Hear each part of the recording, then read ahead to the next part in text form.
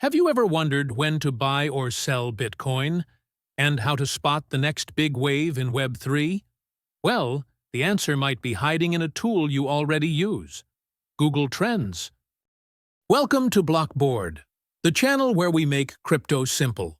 Today we'll talk about how Google Trends can help you find the best times to enter or exit the market, and even catch new trends in Web3.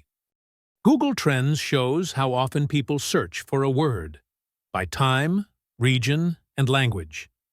Type Bitcoin and you get a line that rises and falls, a simple heartbeat of public attention.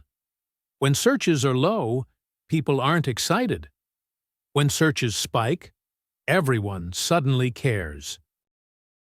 If Google Trends shows almost no searches for Bitcoin, the market often feels sleepy. Sideways price action, low interest. That's often when the smart money starts looking.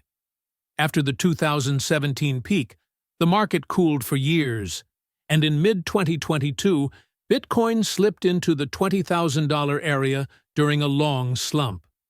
Searches were quiet then too. Today, in October 2025, Bitcoin trades around $120,000. But the same principle applies. Low interest often means we're near a bottom. When search interest explodes and everyone, even your taxi driver and your dentist, won't stop talking about crypto, that's a red flag. Euphoria rules, and tops often happen during euphoria. Search spikes equals mass attention, equals potential market top. That's when pros sell, piece by piece, while the crowd still dreams of endless growth. There are two quick rules of thumb. Low public interest plus flat prices equals possible bottom. Huge hype plus skyrocketing charts equals possible top. But remember, sometimes searches spike because of a crash. Google Trends is one tool, not the only tool. Always combine it with charts, fundamentals, and on-chain data. Here's the golden takeaway. When nobody cares, maybe it's your chance.